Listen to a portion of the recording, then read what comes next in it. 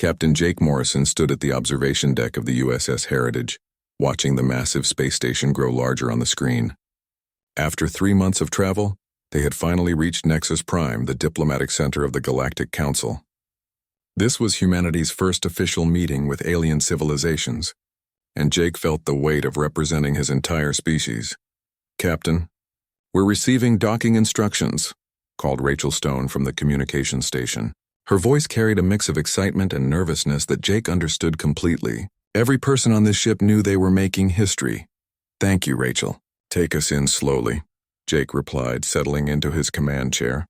Around him, the bridge crew worked with focused precision. Dr. Lisa Carter was reviewing her medical protocols one more time, while Commander Amy Rodriguez checked security arrangements. Professor Kevin Walsh, their cultural expert, was studying his notes about alien customs. The space station was unlike anything humans had ever built. It looked like a giant flower made of metal and crystal, with different sections branching out in all directions. Each section housed a different alien species, and Jake could see ships of various shapes and sizes docked at different levels. Some ships were sleek and silver, others looked like they were grown rather than built, and a few seemed to be made of pure energy contained in force fields. "Docking complete, Captain," announced Tony Blake from the engineering station. "All systems are green." Jake stood up and straightened his dress uniform. "All right, people. This is what we've trained for. Remember, we're here to learn and build relationships. Stay alert, stay respectful, and follow Professor Walsh's lead on cultural matters." The airlock opened with a soft hiss, and Jake got his first real look at the aliens who had invited humanity to join the galactic community. 3 different species waited to greet them, and each was more amazing than anything in Earth's science fiction movies. The first group looked like walking crystals. They were tall and thin, with bodies that seemed to be made of transparent blue stone that caught and reflected light in beautiful patterns. Their leader stepped forward and spoke in a voice that sounded like wind chimes. "Welcome, humans of Earth. I am Ambassador Quilshar of the Zephyrian Collective. We are honored to meet the newest species to reach the stars." The second group was completely different. They looked like giant insects, but they walked upright and wore elaborate robes. Their leader had 4 arms and compound eyes that sparkled with intelligence. "Greetings," she said in a buzzing voice. "I am Hive Mother Zix of the Crixian Empire. Your journey here shows great courage." The third group was the strangest of all. They appeared to be clouds of glowing gas contained in mechanical suits. When their leader spoke, the gas swirled in different colors. "Salutations, young species. I am Drift Current Vel of the Vortan Assembly. We look forward to sharing knowledge with you." Jake stepped forward and offered the formal greeting that Professor Walsh had taught him. "I am Captain Jake Morrison of the United Earth Alliance. We come in peace and friendship, hoping to learn from your wisdom and share what little we can offer." Ambassador Quilshar's crystal body chimed softly, which Professor Walsh had told them was a sign of approval. "Your humility honors you, Captain Morrison.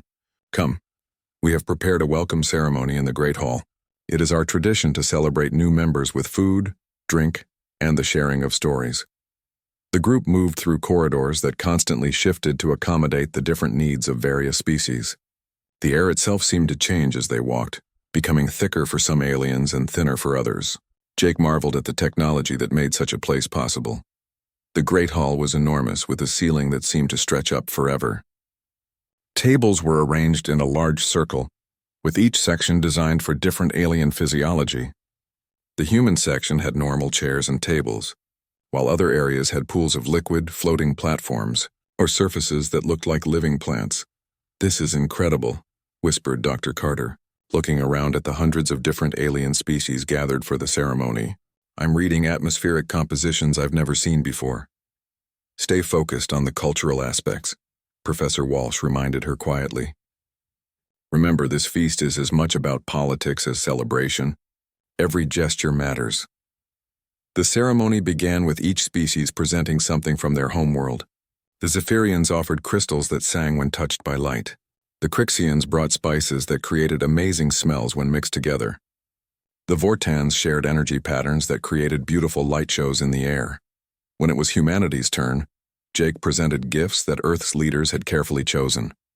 There were examples of human music, art, and literature translated into galactic standard language. He also brought samples of Earth foods that could be safely analyzed by alien scientists. These represent the diversity of our world, Jake explained. We have many different cultures and ways of thinking, but we've learned to work together. The aliens seemed impressed by the variety, especially the music.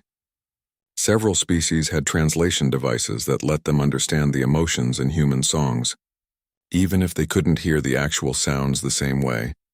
Then came the most important part of the ceremony, the sharing of drinks. Ambassador Quillshar stood and raised a crystal container filled with swirling liquid. In the tradition of the Galactic Council, we now share the wine of unity, the Zephyrian announced. Each species contributes their finest fermented beverage to create a blend that represents our alliance. By drinking together, we show trust and friendship.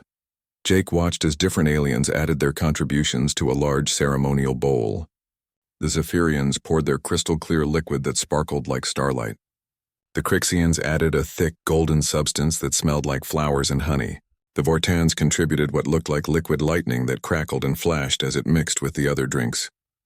And now, said Ambassador Quillshar, we invite our newest friends to share in this ancient tradition. A smaller bowl was filled with the mixed wine and presented to the human delegation. Jake accepted it carefully, noting how the liquid seemed to shift colors as he held it. Professor Walsh had briefed them on this ceremony, explaining that refusing to drink would be seen as a grave insult. This is a great honor, Jake said, lifting the bowl. We accept this gift in the spirit of friendship and unity. He took the first sip and his eyes widened at the complex taste. It was unlike anything he had ever experienced, sweet and bitter at the same time, with flavors that seemed to change as he swallowed. The liquid felt warm going down, and he noticed a slight tingling sensation. Dr. Carter drank next, followed by Professor Walsh, Commander Rodriguez, and the other members of the human delegation. Each person's reaction was similar, surprise at the unique taste but no immediate discomfort. This is remarkable, Professor Walsh said honestly. The flavors are so complex. Could you share the recipe with us? Our people would be fascinated to learn how different species create fermented beverages. The alien ambassadors exchanged looks that Jake couldn't quite read.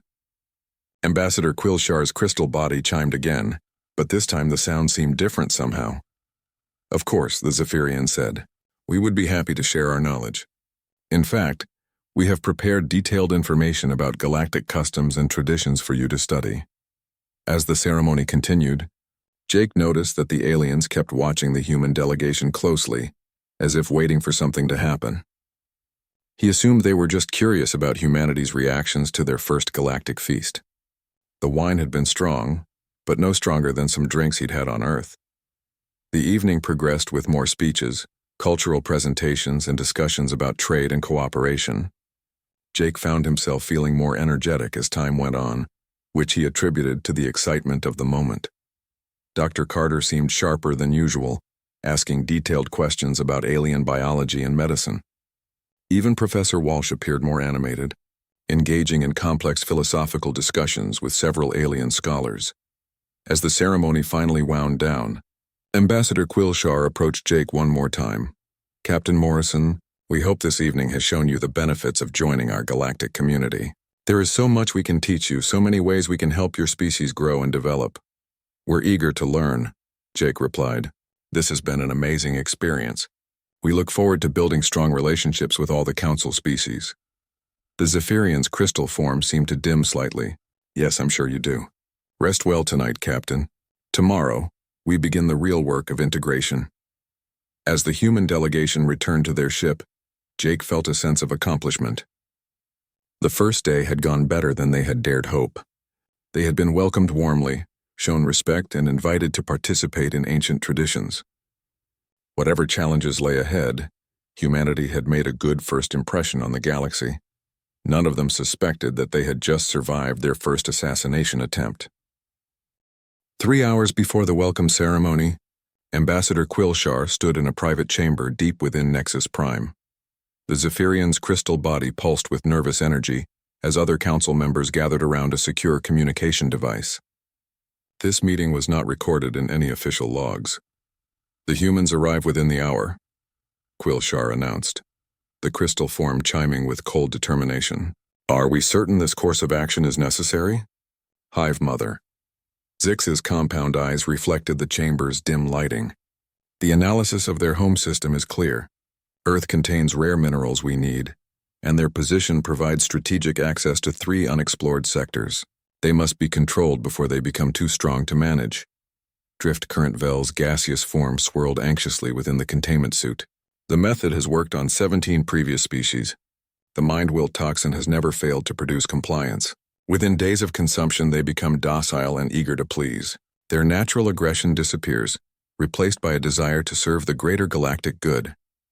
Quillshar moved to a sealed container holding the precious substance.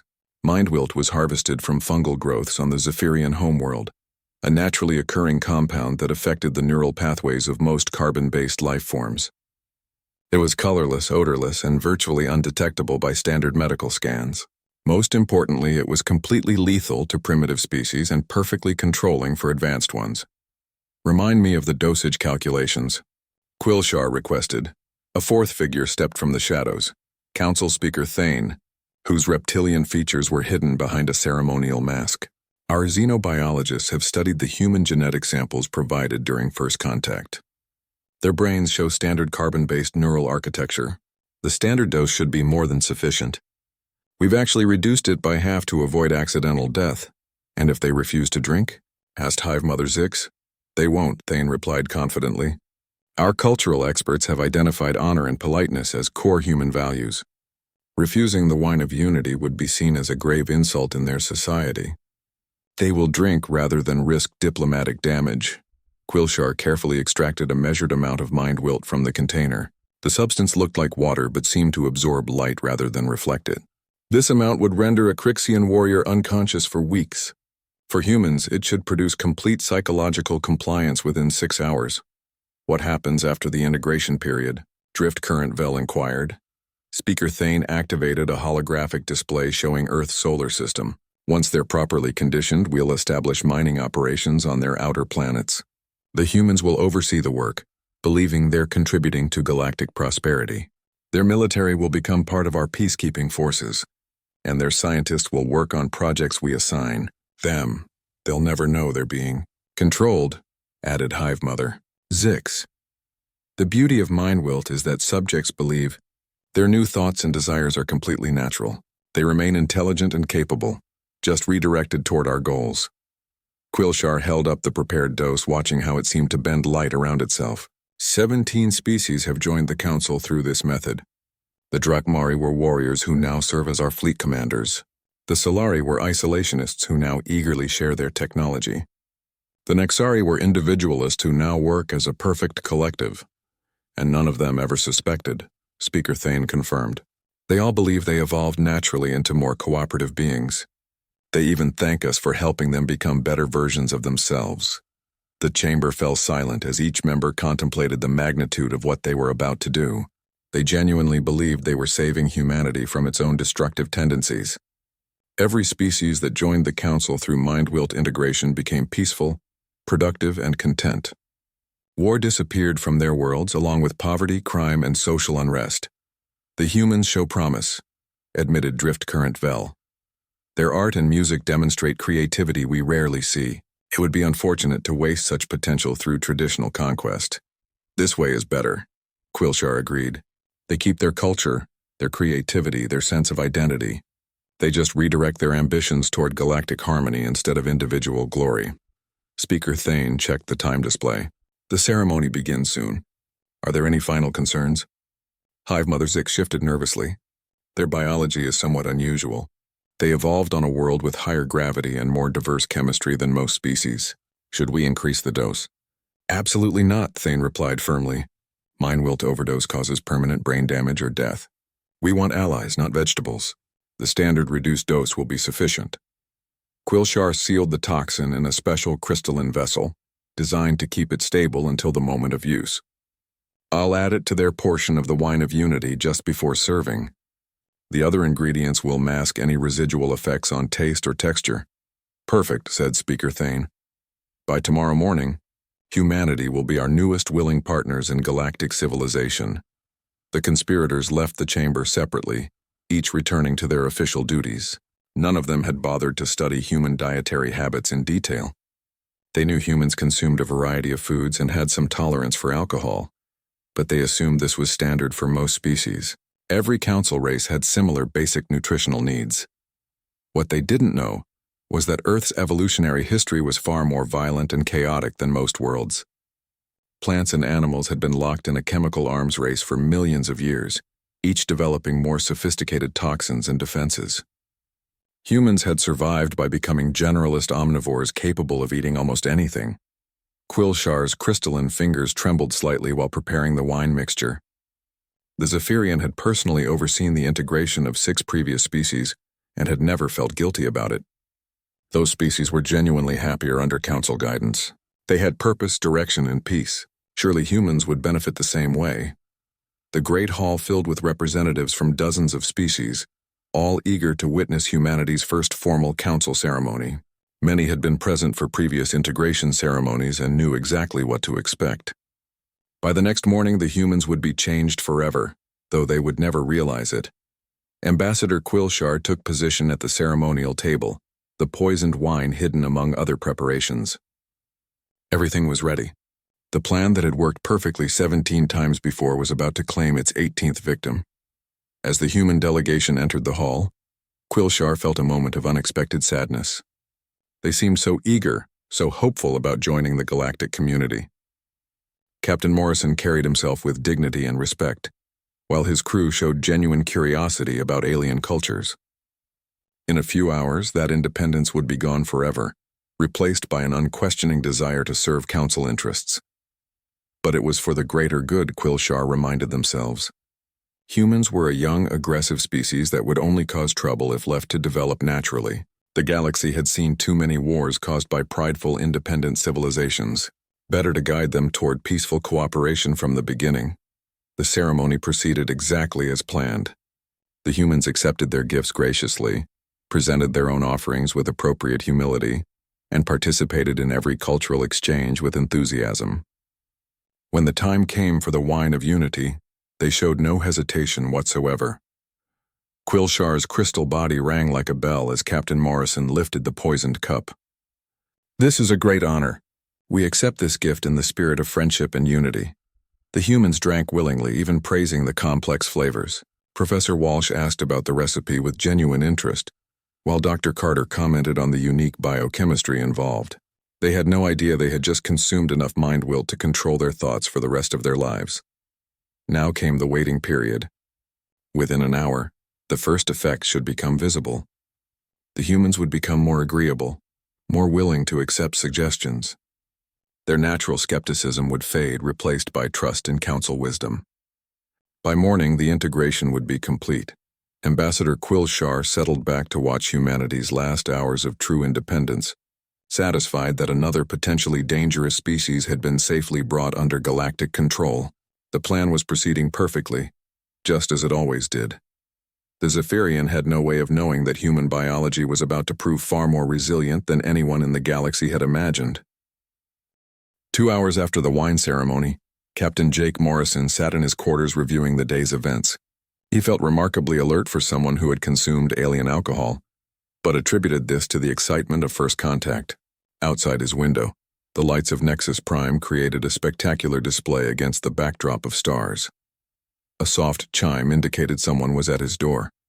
"Come in," he called, looking up to see Dr. Lisa Carter entering with a concerned expression. "Captain, I need to show you something," she said, holding up her medical scanner. "I've been running routine health checks on the crew since the ceremony, and I'm seeing some unusual readings." Jake set down his reports and gave her his full attention. "What kind of unusual?" Lisa activated the device's display, showing a complex graph of biological data. "Everyone who drank the wine is showing elevated neural activity. Brain function is actually improved across all measured categories. Reaction time, memory processing, pattern recognition, even creative thinking." "That doesn't sound like a problem," Jake replied, though his training made him cautious of anything unexpected. "Maybe the alien wine contains some kind of beneficial compounds?" "That's what I thought at first," Lisa continued. "But look at these metabolic readings. Our livers are working overtime, processing some kind of complex organic compound. It's like our bodies are treating something in that wine as a toxin and actively breaking it down." Jake felt a chill run down his spine. Are you saying we were poisoned? I'm saying our bodies think we were, Lisa replied carefully. But whatever the substance was, we're handling it just fine. Better than fine, actually. It's like our systems took something harmful and turned it into a performance enhancer. Before Jake could respond, his communicator buzzed with an incoming message from the bridge. Captain, this is Rachel. You need to see what's happening in the common area. Jake and Lisa hurried to the crew recreation area, where they found an unusual scene. Tony Blake, their chief engineer, was engaged in what appeared to be a highly complex mathematical discussion with Professor Kevin Walsh. Nearby, Commander Amy Rodriguez was demonstrating an intricate combat form she claimed to have just invented, while several other crew members were working on various projects with intense focus. How long have they been like this? Jake asked Rachel, who had been observing from the doorway. About an hour, she replied. It started gradually. Everyone just seemed more energetic, more focused. Tony solved an engineering problem that's been bothering him for months. And the professor has been speaking in 3 languages simultaneously while working on cultural analysis. Jake watched Tony explain. Some kind of engine modification using equations that seemed to appear in his mind fully formed. The engineer's normal methodical approach had been replaced by bursts of brilliant inspiration, yet his work remained precise and logical. This is incredible, Professor Walsh was saying, switching between English, standard galactic, and what sounded like mathematical formulas. The cultural implications of multi-species cooperation could revolutionize sociological theory. I'm seeing patterns I never noticed before. Dr. Carter discreetly scanned several crew members with her medical device. Neural activity is off the charts, but all within safe parameters. It's like that wine unlocked potential they already had. Commander Rodriguez finished her combat demonstration and noticed the group watching her. Sorry, Captain. I don't know what came over me. I just started seeing new ways to combine different fighting techniques. It's like my mind is making connections faster than usual. Don't apologize, Jake replied, though he was beginning to suspect this wasn't a natural reaction to alien alcohol. How do you feel? Any discomfort, confusion, loss of control? Amy considered the question seriously. Actually, I feel more in control than ever. My thoughts are clearer, my reflexes are sharper. If anything, I feel more like myself than I have in years. Jake pulled Dr. Carter aside for a private conference. Could this be some kind of alien drug designed to enhance human performance? It's possible, Lisa replied. But the metabolic data suggests our bodies are fighting off something toxic, not integrating something beneficial. Whatever was in that wine, our livers are treating it like poison and breaking it down as fast as possible. But instead of making us sick, it's making us better. That's what it looks like. Human biochemistry is incredibly complex. We evolved eating plants and animals that were constantly trying to kill us with toxins. Our digestive systems learned to handle poisons that would kill most other species. Jake's military training kicked in as he considered the implications. If someone tried to drug us and it backfired, we need to be very careful about our next moves. We can't let them know we're aware of what happened. Meanwhile, in the main council chamber of Nexus Prime, Ambassador Quilshar was growing increasingly concerned. The Zephyrian had been monitoring human activity through the station's sensors, expecting to see signs of mind-wilt integration by now. Instead, the readings showed heightened activity and improved coordination among the human crew. Hive Mother Zix approached with her own disturbing report. The humans are requesting detailed information about galactic history, trade routes, and technological standards. They're asking questions that suggest strategic thinking, not the passive acceptance we usually see. This is impossible, Quilshar replied, crystal body chiming with agitation. The dose was calculated perfectly. They should be entering the compliance phase by now. Drift current Vel's gaseous form swirled with uncertainty. Perhaps their biology is more resistant than we anticipated. Should we prepare a stronger dose for tomorrow's cultural exchange? Absolutely not, Speaker Thane interrupted, emerging from the shadows where he had been observing. Increasing the dose risks killing them outright. We need to study what went wrong before taking further action. Back on the USS Heritage, the enhanced effects of the crew's improved mental state continued to manifest in unexpected ways. Rachel Stone had somehow figured out how to improve their communication systems using principles she claimed just made sense now. Several other crew members were making breakthrough discoveries in their respective fields. Jake called a senior staff meeting to address the situation directly. I want everyone to be honest about how they're feeling. Dr. Carter believes something in the wine we drank may have had unintended effects on human physiology. Unintended by whom? Asked Commander Rodriguez, her enhanced tactical thinking immediately grasping the implications. That's what we need to figure out, Jake replied. If this was an accident, we should report it to our hosts. If it was deliberate, we need to be very careful about how we proceed. Professor Walsh looked up from his cultural analysis. Captain, I've been reviewing the ceremony recordings and I noticed something interesting. The alien ambassadors kept watching us very closely after we drank the wine, as if they were expecting something specific to happen. What kind of something? Asked Tony Blake. I'm not sure, but their body language suggested anticipation, followed by confusion when we didn't react as expected. Dr. Carter shared her medical findings with the group. Whatever compound was in that wine, our bodies treated it as a threat and immediately began breaking it down. But instead of just neutralizing it, the metabolic process seems to have triggered enhanced brain function. So we accidentally turned alien poison into a performance enhancer? Asked Rachel. That's my current theory, Lisa replied. Human evolution has been shaped by constant exposure to natural toxins. We developed incredibly efficient detoxification systems that can handle almost anything organic chemistry can produce. Jake considered their options carefully. The enhanced mental clarity was helping him see strategic possibilities he might have missed before. Here's what we're going to do. We continue with the scheduled cultural exchanges, but we stay alert for any other attempts to drug or manipulate us. We gather as much information as possible about galactic politics and technology. And if they try to poison us again? Asked Amy.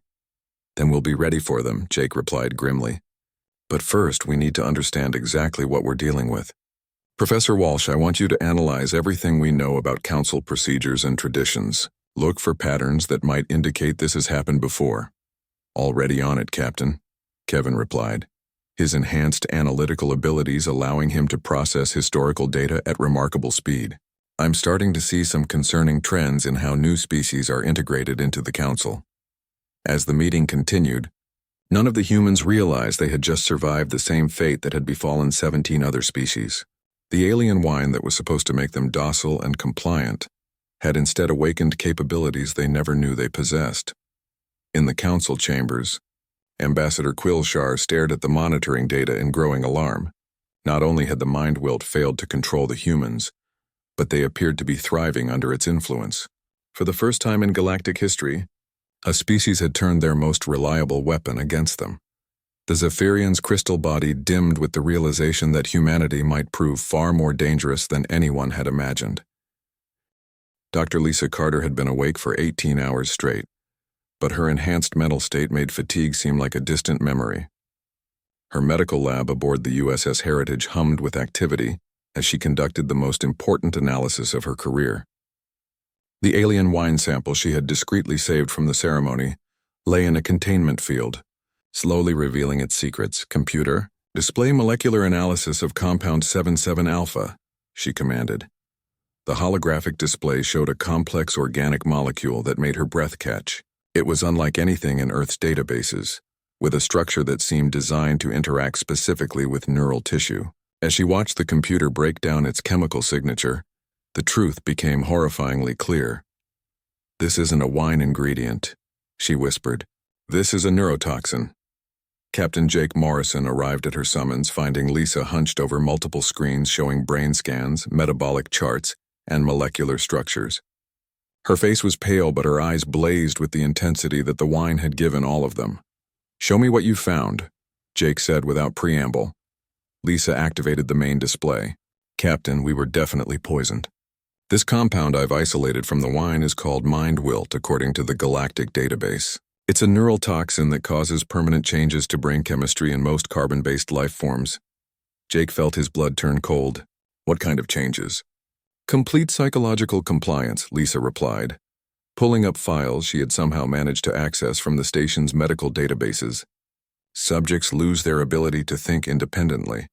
They become eager to please authority figures and lose all aggressive or competitive instincts. My God, Jake breathed. They tried to turn us into slaves. That's not even the worst part, Lisa continued. her enhanced analytical abilities allowing her to process vast amounts of data simultaneously. Look at these historical records. Mindwilt has been used on 17 different species over the past 3 centuries. Every single one of them is now described as perfectly integrated into galactic society. She brought up species profiles showing before and after cultural assessments. The Drakmari had been described as fierce warriors before council contact, but now served as obedient fleet commanders. The Solari had been technological innovators who became willing technology sharers. Every species showed the same pattern, independent cultures becoming compliant servants. So why didn't it work on us? Jake asked, though he suspected he already knew the answer. Lisa switched to a new set of displays showing human metabolic processes. Because we're biological freaks, Captain. Look at this data on human dietary habits compared to other galactic species. The comparison was startling.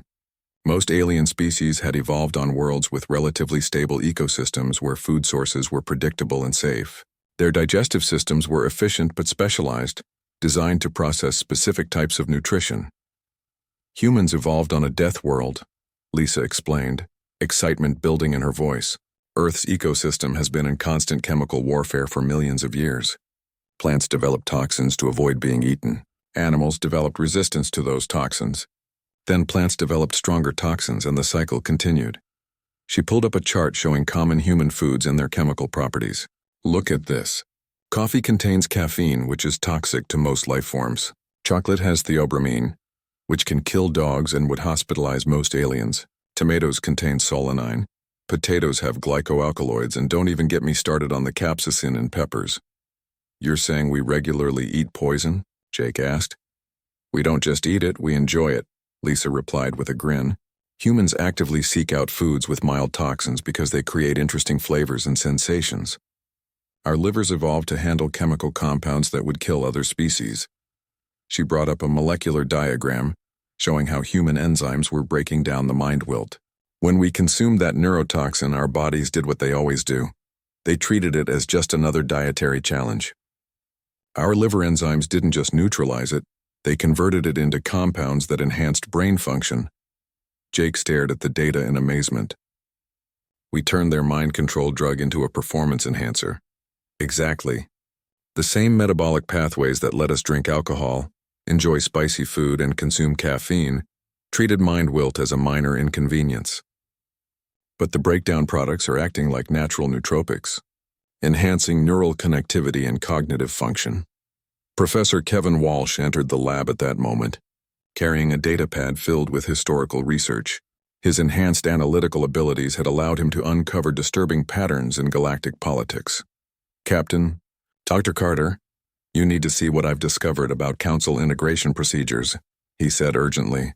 I've been analyzing the historical records of species that joined the council, and every single one follows the same pattern. Kevin activated his display, showing a timeline of galactic expansion. First contact, cultural exchange, wine ceremony, then complete personality change within a generation. Species that were once proud and independent become eager servants of council interests. They've been drugging entire civilizations, Jake realized. For centuries, Kevin confirmed. And the terrifying part is that the affected species don't even know they've been changed.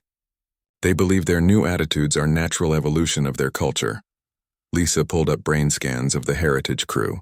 The enhanced cognitive function we're experiencing should last for several more days as our systems finish processing the mindwilt. But look at these neural pathway maps. We're not showing any signs of the compliance patterns that affect other species. Why not? Jake asked. Because our brains developed along different evolutionary lines, Lisa explained. Most species evolved in relatively peaceful environments, where cooperation was always beneficial. Humans evolved in constant competition with predators, hostile environments, and even other humans. Our neural architecture is literally wired for independence and survival thinking. Kevin nodded enthusiastically. It explains so much about the ceremony. The aliens kept watching us, expecting us to become docile and agreeable. When we started asking questions and showing curiosity instead of submission, they didn't know how to react. Jake began pacing as the full implications hit him. So we have maybe a week of enhanced mental capabilities before returning to normal, but we'll never be susceptible to their mind control because of our biology. That's my assessment, Lisa confirmed. But Captain, there's something else. I've been analyzing the molecular structure of mind wilt, and I think I can synthesize a compound that would neutralize it completely. If we encounter other affected species, we might be able to reverse the conditioning. How long would that take? Jake asked. With my enhanced cognitive state? Maybe 2 days to develop a working antidote. The hard part would be administering it without the council knowing. Kevin looked up from his research with a grim expression. We need to move fast. I've found records indicating that when mind wilt fails to work properly on a species, the council usually resorts to more direct methods of control. Such as? Jake asked, though he dreaded the answer. Complete conquest and subjugation. They can't allow an independent species to expose their methods to the rest of the galaxy. Lisa saved her research and began preparing for the next phase of analysis. Captain, I recommend we continue playing along while I work on the antidote. If they suspect we know what they did, they might decide we're too dangerous to keep alive. Jake nodded grimly. Agreed. We maintain normal diplomatic contact while gathering as much intelligence as possible. Professor Walsh, I want you to identify which species might be naturally resistant to mind wilt based on their evolutionary history. Already working on it, Kevin replied. There are at least 3 species that show biological markers similar to humans. If we can make contact with them discreetly, we might be able to form an alliance of the uncontrolled, Jake finished. Dr. Carter, how confident are you about developing that antidote? Lisa's eyes gleamed with determination enhanced by alien neurotoxins turned beneficial. Give me access to the station's biochemical databases and 2 days of uninterrupted work. I'll create something that can free every enslaved species in the galaxy. As the 3 senior officers made their plans, none of them realized that their enhanced mental capabilities were already attracting attention from Council security forces. Ambassador Quilshar had ordered discreet monitoring of all human activities, and the increased brain activity, readings were causing significant alarm among alien leadership. The next phase of humanity's first contact with galactic civilization was about to become far more dangerous than anyone had anticipated. But thanks to millions of years of evolution on a hostile world, humans were uniquely equipped for the challenge ahead. The galaxy was about to learn that humanity's greatest strength wasn't their technology or their numbers. It was their ability to turn any challenge, even mind control itself, into an opportunity for growth. Commander Amy Rodriguez moved through the darkened corridors of Nexus Prime like a shadow, her enhanced cognitive abilities allowing her to process security patterns and guard rotations with supernatural precision. The alien neurotoxin that was supposed to make humans compliant had instead turned her into the perfect infiltrator. 3 days had passed since the wine ceremony, and the human delegation had maintained their facade of enthusiastic cooperation while secretly gathering intelligence. Amy's mission tonight was the most dangerous yet, penetrating the Council's private communication networks to intercept their real plans for humanity. The security station she approached was designed for Crixian operators, with interfaces that accommodated four-armed insectoid physiology. Amy's enhanced pattern recognition allowed her to understand the alien control systems intuitively, mapping out access protocols that should have taken weeks to decipher. Tony, are you reading my position? She whispered into her concealed communicator. Clear as crystal, came the reply from engineer Tony Blake, who was monitoring her from the Heritage. I've got their communication grid mapped out. The main data stream is flowing through the relay you're approaching. Amy carefully attached a human-designed interface device to the alien communications hub. The technology was crude compared to galactic standards, but their enhanced mental abilities had allowed the crew to improvise solutions that shouldn't have been possible with their equipment. Data stream established, she reported. Beginning download of classified communications. As information flowed into her portable storage device, Amy felt a chill that had nothing to do with the station's environmental systems. The intercepted messages painted a horrifying picture of galactic civilization built on systematic enslavement.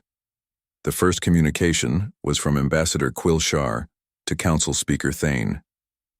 The human integration has failed completely. Not only did the mind wilt prove ineffective, but they appear to be experiencing enhanced cognitive function. This is unprecedented in Council history. Amy nearly gasped aloud at the confirmation of their suspicions. The aliens had definitely tried to drug them into submission. Speaker Thane's response was even more chilling. Prepare contingency protocols. If humans cannot be controlled through chemical means, we must resort to traditional conquest. Their system contains too many valuable resources to allow them independence. More messages revealed the full scope of the conspiracy. Amy downloaded files containing detailed invasion plans for Earth's solar system, complete with troop movements and resource extraction schedules. The aliens had been planning humanity's subjugation long before first contact, using the wine ceremony as a convenient way to avoid messy military action. But the most disturbing discovery was a comprehensive list of species that had been subjected to mind-wilt conditioning over the past 3 centuries. The files contained before and after psychological profiles showing how proud, independent civilizations had been reduced to eager servants. Amy, you need to get out of there. Tony's voice crackled through her communicator. I'm detecting increased security patrols heading your way. Almost finished, she replied. Downloading the last critical file, a complete database of mind-wilt production facilities and distribution methods. If Dr. Carter was going to develop an antidote, this information would be invaluable. As she disconnected her device and prepared to leave, Amy noticed one final message that made her blood run cold. It was from Council Military Command to all sector fleets. Prepare for immediate deployment to Sol system. Human species has proven resistant to standard integration protocols. Full subjugation authorized. Amy made her way back through the station's corridors with her precious intelligence, but her enhanced tactical thinking was already processing the implications. Earth had maybe days before an alien invasion fleet arrived, and humanity had no idea what was coming. Back aboard the Heritage, Captain Jake Morrison assembled his senior staff for an emergency briefing. Amy's intelligence hall was spread across multiple displays, painting a grim picture of humanity's situation. How long do we have? Jake asked, studying the fleet deployment schedules. Professor Kevin Walsh's enhanced analytical abilities allowed him to process the tactical data rapidly. Based on these movement orders, the main invasion force will reach Earth in approximately 6 days. But advanced scouts could arrive much sooner. Dr. Lisa Carter looked up from her biochemical analysis. I've made progress on the antidote, but I need more time. These files Amy retrieved show that mind-wilt affects neural pathways in 17 different ways. Creating a universal cure is incredibly complex. What about warning Earth? Asked Communications Officer Rachel Stone. Already tried, Tony Blake reported grimly.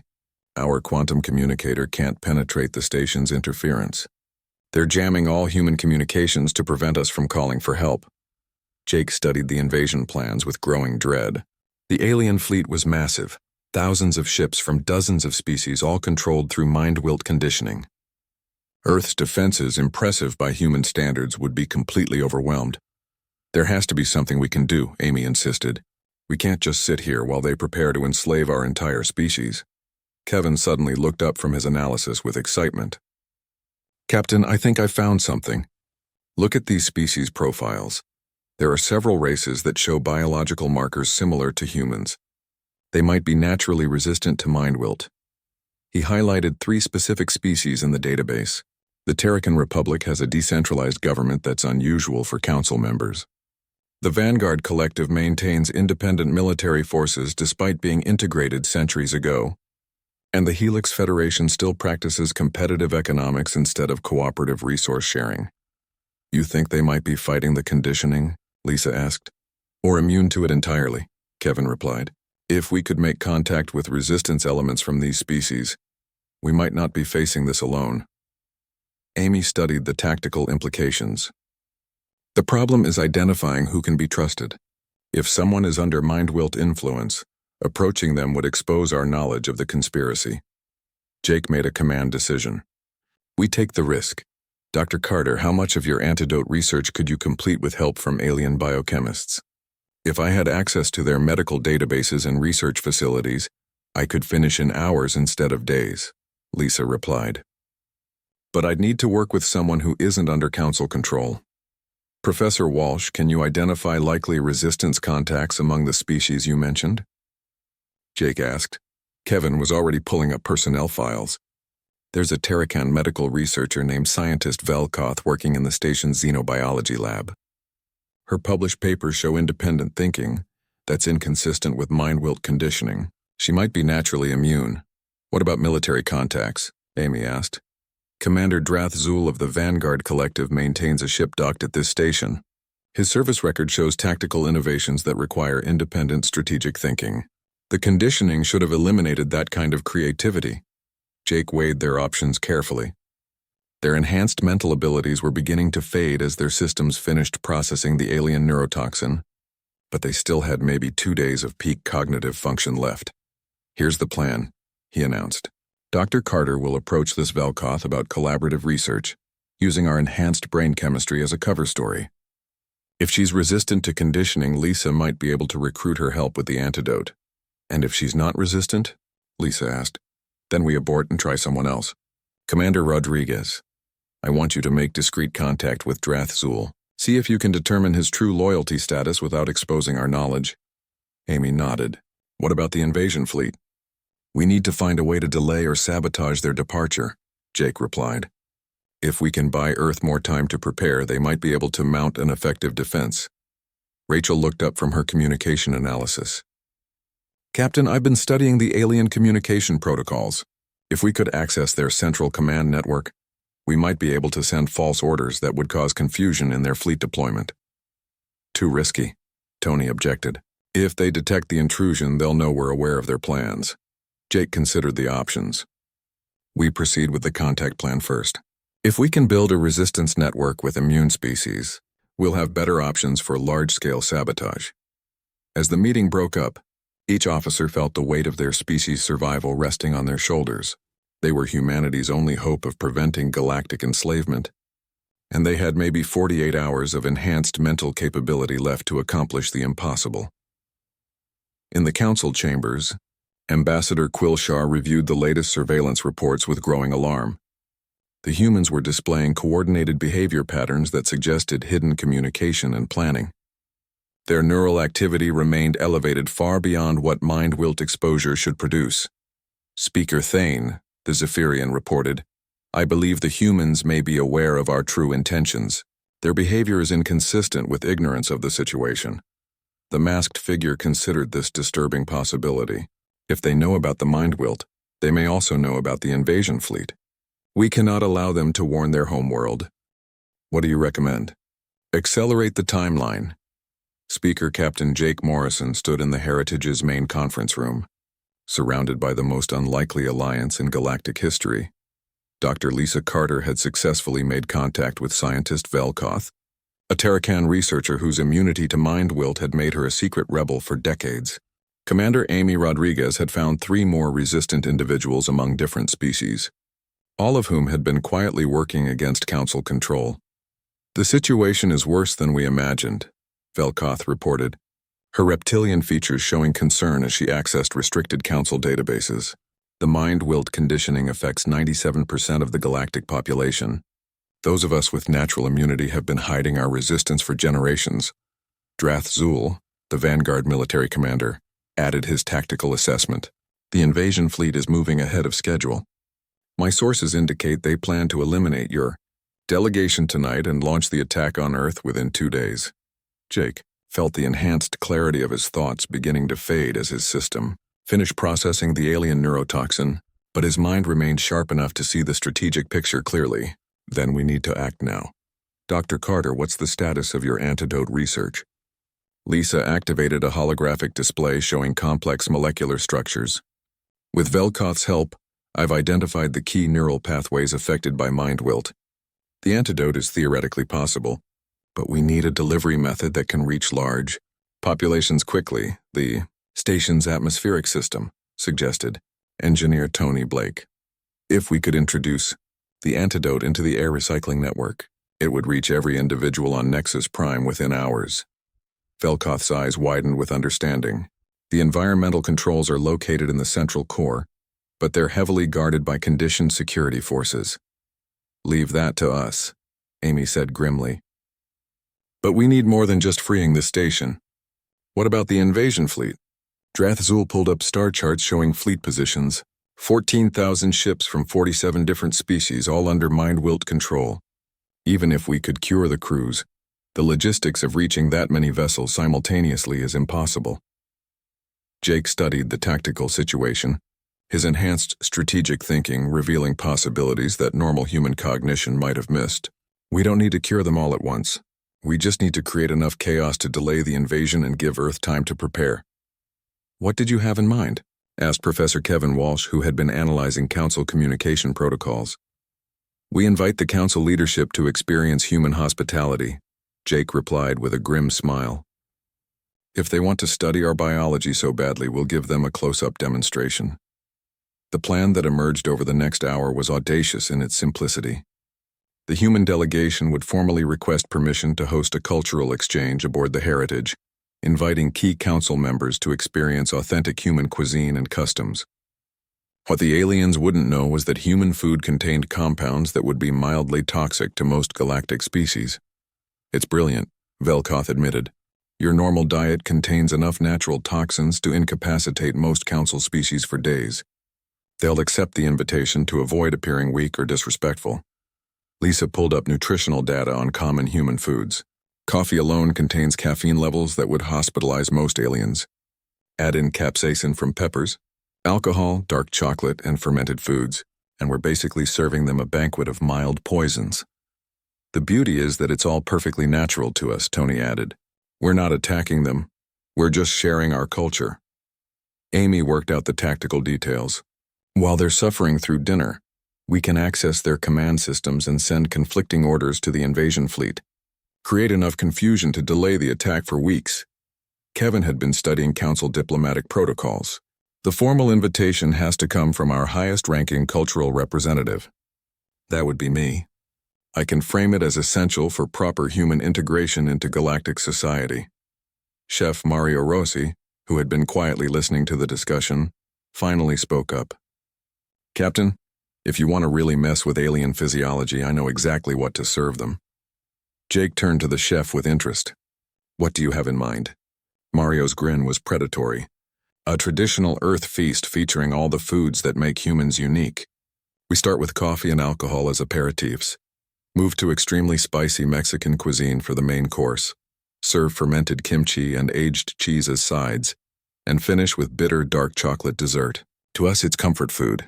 To them, it'll be chemical warfare. Velkoth accessed medical databases to verify the plan's feasibility. Based on known alien physiology, this menu would cause significant digestive distress, neurological confusion, and temporary incapacitation across most council species. The effects would last for days. And it's all completely legal under diplomatic immunity, Kevin added. They can't accuse us of poisoning them when we're just serving normal human food.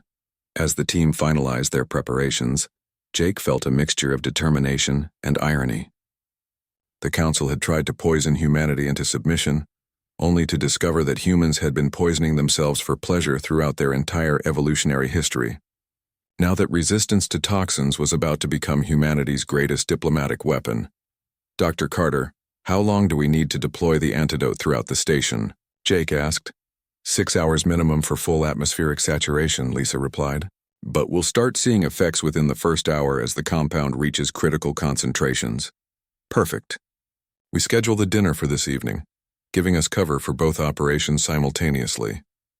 Drath Zul reviewed the timeline. The invasion fleet is scheduled to depart in 36 hours. If we can delay them by even a few days, Earth's defensive preparations could make a significant difference. Amy had been studying the station's security systems. I can disable the detention facilities during the confusion, freeing any other resistance members who might be imprisoned. Do it, Jake decided. But remember, we only get one chance at this.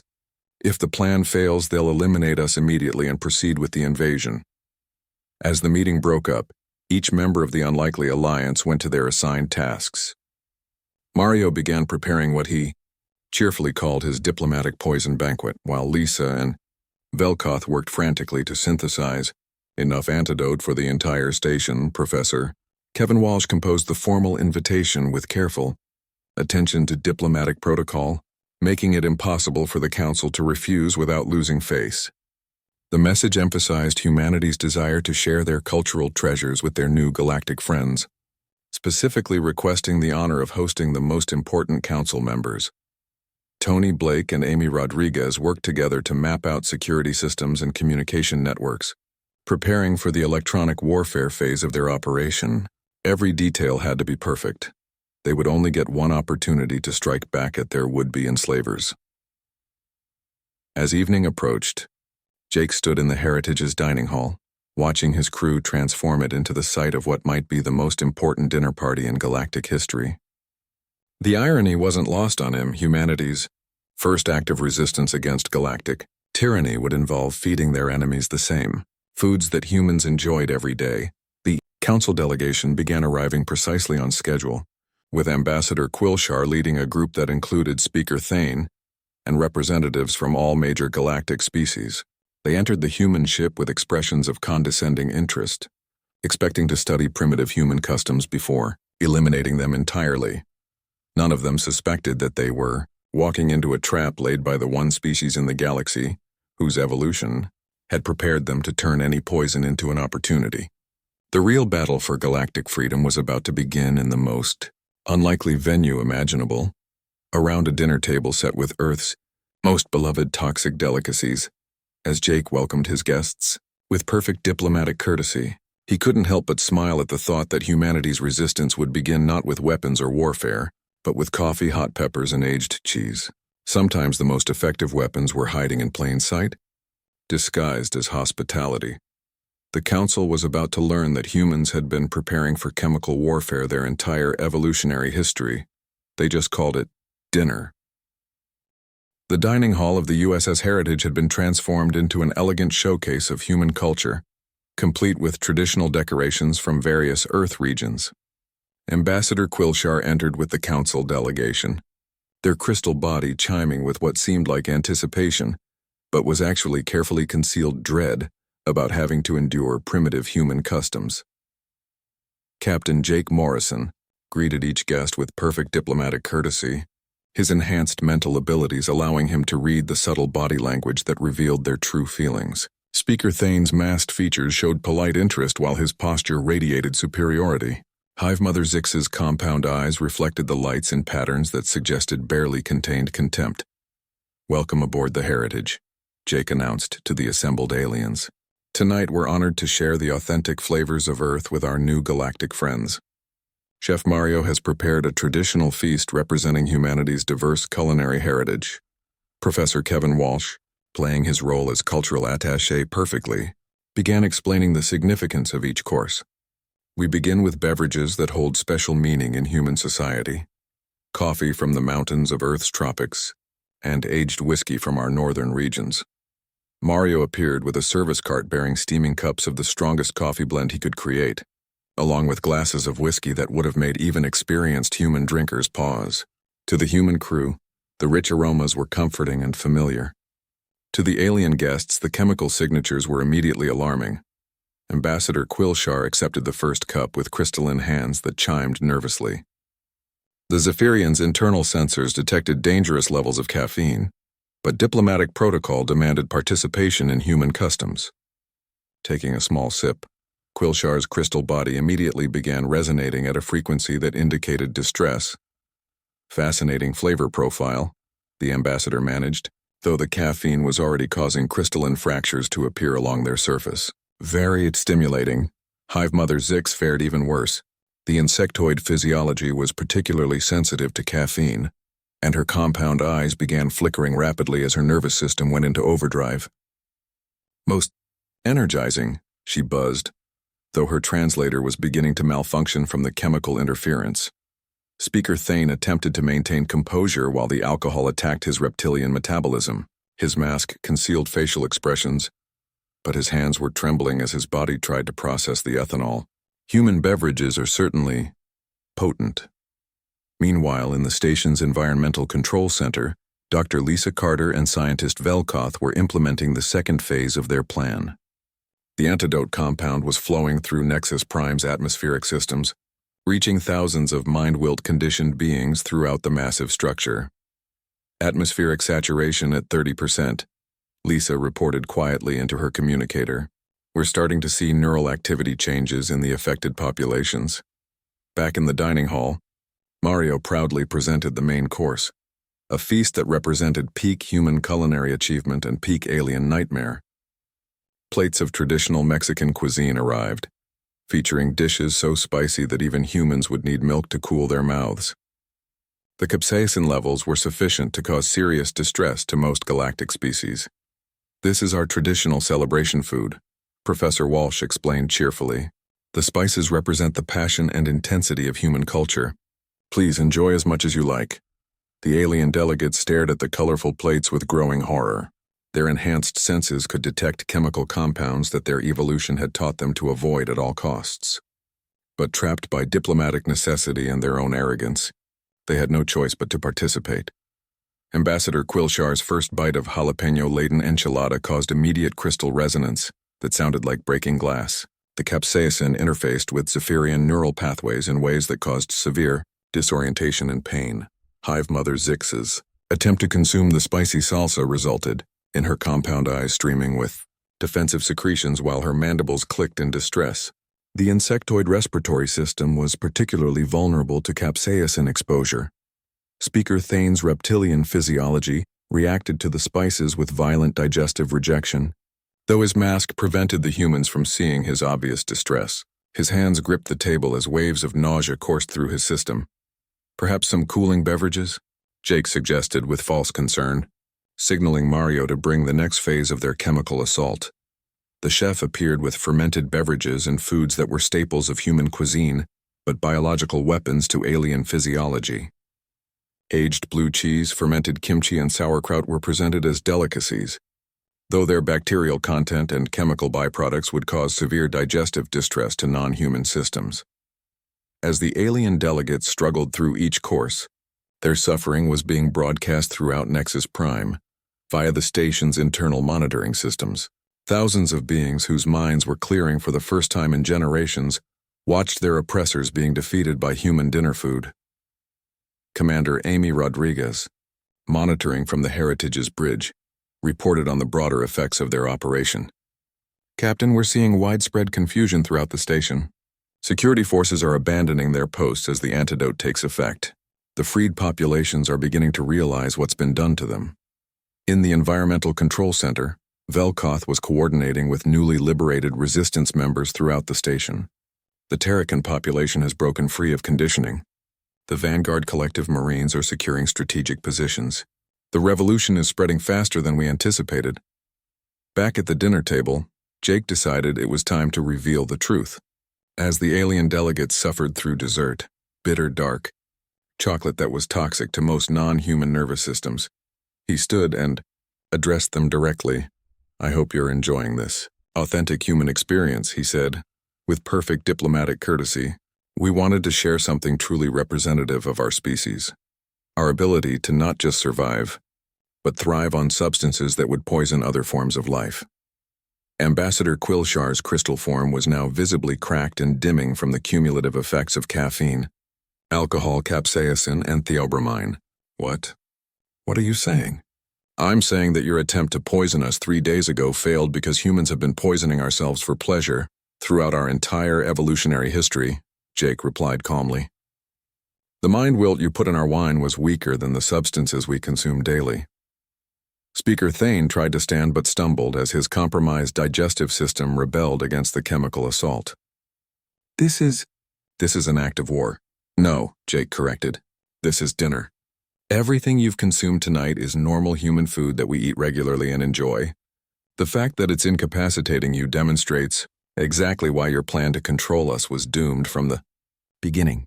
Professor Walsh stood and activated a holographic display showing the station-wide liberation in progress. "While you've been experiencing human hospitality, we've been sharing our antidote with the populations you've kept enslaved for centuries. The galaxy is waking up and they're not happy about what they're discovering."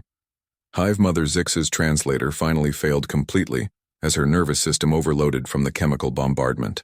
Her compound eyes showed confusion and fear as she realized the magnitude of their miscalculation.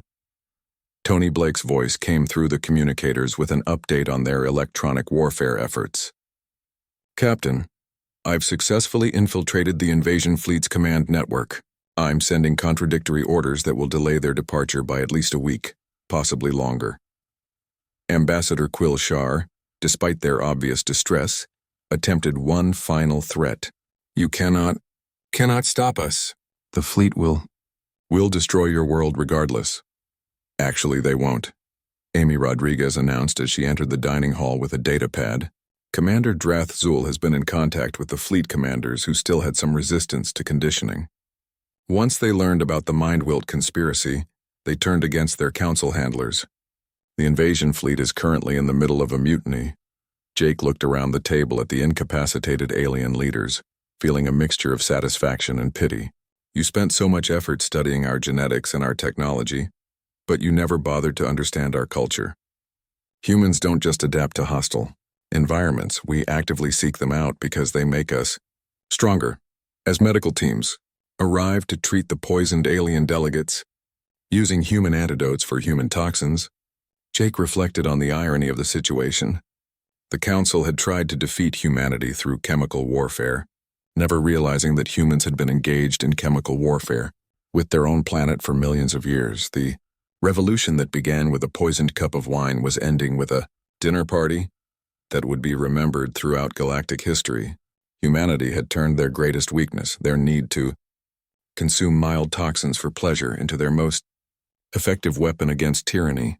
The galaxy would never underestimate the species that had learned to call poison seasoning again. 3 weeks after what historians would later call the Liberation Feast, Captain Jake Morrison stood in the same great hall where humanity had first been welcomed to galactic civilization. The space looked very different now. Instead of the rigid, hierarchical seating arrangements that had reflected the Council's true power structure, representatives from dozens of species sat together in mixed groups, engaged in animated discussions about their shared future. The transformation had been remarkable. Dr. Lisa Carter's antidote had freed over 40,000 beings from Mind-Wilt conditioning throughout Nexus Prime, and the formula was now being distributed to liberated worlds across the galaxy. Species that had been enslaved for centuries were rediscovering their original cultures and personalities. Though the process was often difficult and painful, Ambassador Quill Shar approached Jake's table, moving carefully due to the lingering effects of their encounter with human cuisine. The Zephyrian's crystal body was healing, but still showed stress fractures from the caffeine exposure. Despite everything that had happened, their tone was respectful rather than hostile. Captain Morrison, I wanted to personally apologize for our actions, Quill Shar said, their crystalline voice carrying genuine remorse. I have no excuse for what we attempted to do to your species, but I hope you can understand that many of us genuinely believed we were helping to create a better galaxy. Jake gestured for the ambassador to sit. I understand the reasoning, even if I can't forgive the method. The question now is what we do moving forward. Professor Kevin Walsh joined the conversation, carrying reports from the various liberation committees that had formed throughout the galaxy. The scope of the conditioning was even worse than we initially thought. 17 species were completely controlled, but dozens of others showed partial conditioning that affected their decision-making processes. What's the current status of the resistance movements? Jake asked. Kevin consulted his datapad. The Terracan Republic has officially withdrawn from the Council and declared independence. The Vanguard Collective is reforming as a democratic confederation. 3 other species are holding referendums on their future political structures. Dr. Lisa Carter approached with scientist Velkoth, both carrying medical reports that showed the ongoing effects of the mass liberation. The antidote is working better than we hoped, Lisa announced. Neural pathway restoration is proceeding faster than our models predicted. Within 6 months, most affected individuals should have full cognitive independence restored. Velkoth nodded enthusiastically. The collaboration between our medical teams has produced innovations neither species could have achieved alone. This crisis has actually accelerated scientific progress by decades. Commander Amy Rodriguez and Commander Drath Zul entered the hall together, fresh from meetings with the former invasion fleet commanders. The military situation had stabilized, but required constant attention to prevent conflicts between newly liberated species and their former controllers. The fleet reorganization is proceeding smoothly, Amy reported. Most ship crews have voted to establish independent commands rather than returning to centralized control. The former invasion force is now providing security for the liberation efforts. Drathzul added his perspective. Many species are requesting human advisors to help establish new governmental structures. Your resistance to external control is seen as a valuable trait to cultivate. Jake felt the weight of responsibility that came with humanity's unexpected role as liberators. We never intended to spark a galactic revolution. We just wanted to survive first contact. That's exactly why you succeeded, observed a new voice. Speaker Thane approached the group, no longer wearing the ceremonial mask that had hidden his features during the Council era. His reptilian face showed the exhaustion of someone who had spent weeks helping to dismantle the system he had once served. Your species acted from instinct and survival, not from ideology or ambition. What will happen to the Council structure? Jake asked. Thane settled into a chair with visible relief. We're establishing a new confederation based on voluntary cooperation, rather than enforced compliance. Each species maintains complete sovereignty while participating in joint projects for mutual benefit. Engineer Tony Blake joined them with technical reports from the infrastructure teams. The transition is creating some interesting opportunities. Without centralized control, we're seeing innovative solutions to problems that the Council considered unsolvable. Such as, Kevin asked, trade route optimization, resource sharing algorithms, communication protocols that respect species privacy. It turns out that forced cooperation was actually less efficient than voluntary collaboration. Chef Mario Rossi appeared with a cart bearing refreshments, though this time the selection was carefully chosen to be safe for all attending species. The irony wasn't lost on anyone that the person who had helped defeat the Council through chemical warfare was now ensuring everyone could safely enjoy their beverages. No spicy food today, Mario announced with a grin. Though I did bring some mild earth coffee for those who want to build up their tolerance gradually.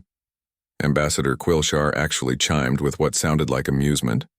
I think I'll stick to Zephyrian crystal water for now. My system is still recovering from its introduction to human biochemistry.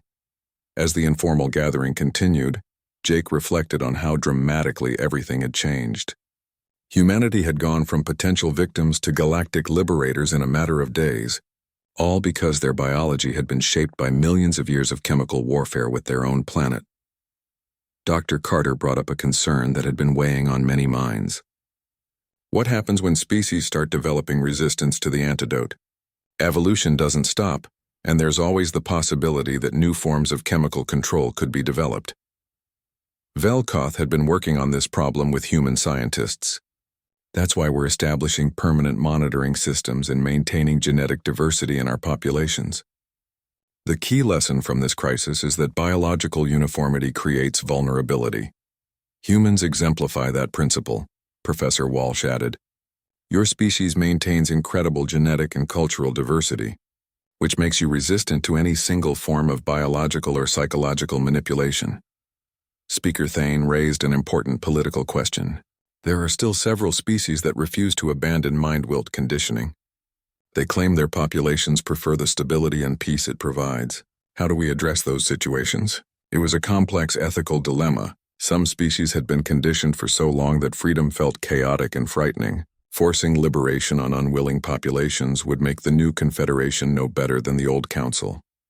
We offer the antidote, but don't force it, Jake decided after careful consideration. Everyone deserves the right to choose their own path, even if we disagree with their choice. But we also make sure they have access to accurate information about alternatives. Amy nodded approvingly. And we maintain defensive capabilities to protect the liberated worlds from any attempts to re-emy.